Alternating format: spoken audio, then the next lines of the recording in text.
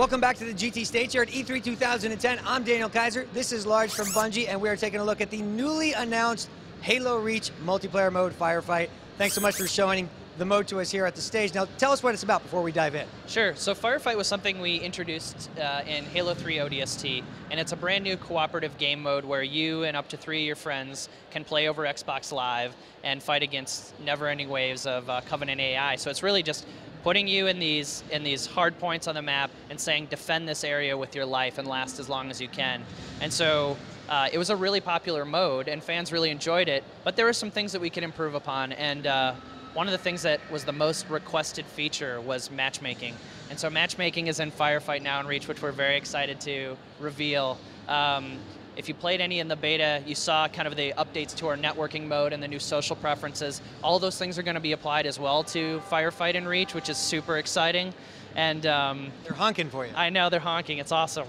And the other thing we wanted to do was really add a layer of customization that was not possible in ODST. And so the other way we do that is we allow you to create your own game variants now. So in Firefight, in ODST, you really just kind of chose your map and played, and that was it. Now in Reach, we're saying, okay, we're going to open up every single option to the way Firefight works. We're going to really kind of allow players backdoor access into how this game engine behaves and say, okay, how do you want to set up your individual waves? Do you want to have just grunts? Do you want to have just jackals? Do you want to have just hunters? Do you want to change how they behave, how aggressive they are, how difficult they are to kill? And you do all that through the game options. So I'll run through the game options super quick, high level, but you've got a ton of different things you can customize. Like I was just mentioning, you can turn on whichever skulls you want on each separate round. You can set up each initial wave, so you can set whatever kind of AI you want to be in there. That's what will be there. It's pretty insane. And the one last thing that is pretty ridiculous is we allow players to create custom skulls. So skulls are really the modifiers that change the way Firefight behaves and how the AI behaves. And now, with Reach, you can create your own skull in each game type, and we have these wave traits, so you can say, how difficult do you want the AI to be? Do you want them to do more damage? Do you want them to shoot their weapons more? Do you want them to throw their grenades more? Do you want them to hear you from further away? An insane amount of customization. And with everything in Reach, you can save that variant, put it in your file share it with everyone on Xbox Live.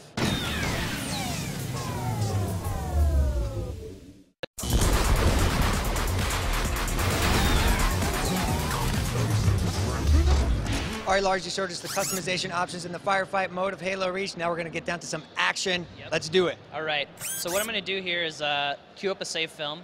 We played this last week in the office. We took the E3 build, got a bunch of people together, and just kind of played a bunch of games in a room, had fun, and afterwards looked at the films and said, hey, you know what, this one is awesome.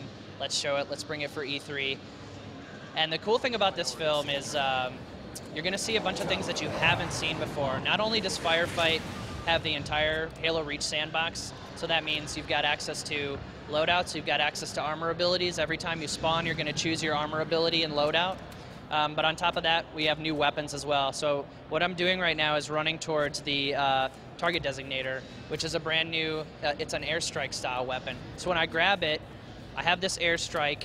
I can paint different areas of the environment, or I can even paint individual objects like a turret or a grunt if I wanted to. I can actually locate that guy, fire it off, and about 10 seconds later we get this massive drop of ordnance in that location.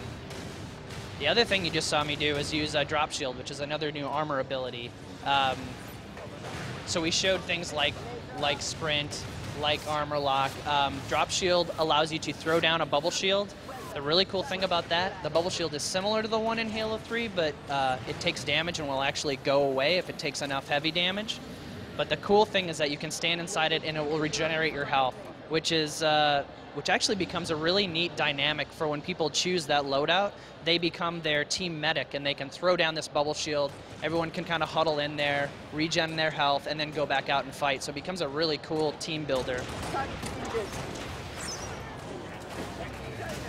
So I think I probably use the airstrike here one more time, and then we'll cut it off. But the cool thing about Firefight is just anything can and will happen because of the way the Halo sandbox behaves. And we also have some other really cool things. You'll see me regen my health there by just standing inside my bubble shield.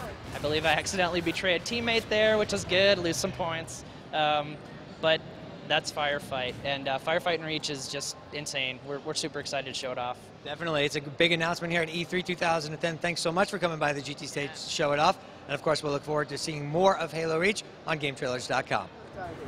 Noble 2 deploying Spartan laser.